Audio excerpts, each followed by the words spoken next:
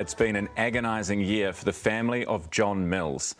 This is John Mills, the 52-year-old seemingly disappeared without a trace in June last year from his home in Auckland's Mount Roskill. His car registration YD4731, you can see it on your screen, was last seen in Waikato with police searching an area off Cambridge Road in the outskirts of Hamilton. After he disappeared, and this is where things get interesting, CCTV footage captured this person using his EFTPOS card. So who is this mysterious man and what became of John Mills? This morning we are joined by John's sister, Melissa Adams Mills. Melissa, thank you for being with us. First of all, I can only imagine what you're going through. You're now more than a year on since John went missing. How are you and the family holding up? How are you doing? Thank you, Ryan, for having me here. We're coping. It's been a very hard year for our family, especially my parents and John's son, but very hard. Tell us what happened. So how did you first find out he was missing, and what was your reaction? Well, actually, I was the first person to report him missing. I had a phone call from him when I was at work one day, and he had rung me and said that somebody had actually slashed his tyres and he couldn't come back to Auckland. I've just put it aside, and after not hearing from him for 2 weeks and I'd been making contact, I just thought that was a bit suspicious, so I reported him missing. Well, actually, I tried to report him missing at first because the police actually told me to wait a while and see if he would turn up in a couple of months and then try reporting him missing. So, yes, it was a rocky start to start off with. Yeah. What about this his EFTPOS card that was used after he went missing by this mystery person? Do you know who this mystery person is? Have police told you they know who this person is?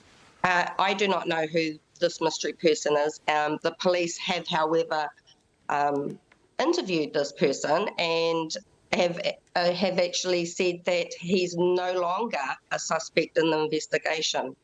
He was a main suspect in the investigation prior to my brother going missing and all that when I released the video footage of that guy at the EFTPOS machine. Have they told you why he was excluded or why he's being no longer a suspect? And did they know how he got the EFTPOS card? I was told that my brother had 2 EFTPOS cards and that this friend of him that was using his EFTPOS card had conversations, text messages that allowed him to access my brother's bank account and withdraw money from his bank account. So that's what I was told, and the police obviously believe that their alibi is sustainable enough to let him go. Melissa, do you think your brother's alive? No, I don't. I definitely don't.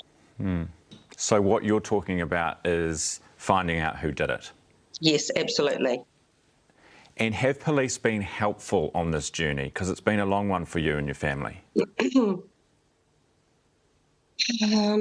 Well, honestly, the police, to me, have not lived up to my expectations. There's been a lot of errors in the police in the early stages of the investigation.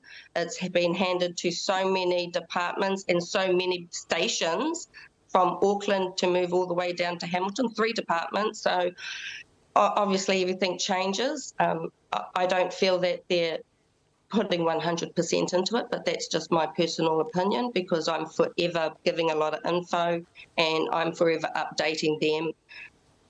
So, yeah, I just feel like I'm doing more of the police work than they have. I mean, I was the one that actually found the footage of that guy using my brother's EFTPOS card. Wow. Well, I mean, full credit to you, Melissa, because you are doing an incredible job on behalf of your brother, John. Can you tell us, just before we go, tell us a little bit about John. Why do you love him so much? Oh, he's my only brother, for starters. He was my big brother, and he was a wonderful person. He meant a lot to me. He was a real pain in the butt sometimes, but he was a funny guy. He loved me. He loved everyone. He was a very helpful and caring person, and he would actually stop and help anybody. He was that type of guy. So I don't understand why somebody's taken his life. He would never harm anybody. He does not have that bone in him to actually hurt anybody. So I believe foul play is involved, and I want to speak to two people that I know may not have something to do with it, but the FPOS guy, and also somebody that lent him their car after my brother's car's tyres were slashed. I want to speak to that person. Where did my brother go with the car? So, yeah, he was a lovely guy. I don't understand why somebody would do something so horrific to our family. Melissa, we're all thinking of you. Thank you for sharing your story with us, and we will obviously keep our audience up to date with your progress in trying to find out what happened to John. And if anyone has any information, please get in touch with obviously the police, or you can send something to us here at AM if you want to. That's Melissa Adams Mills. Thank you, Melissa. That's John Mills' sister.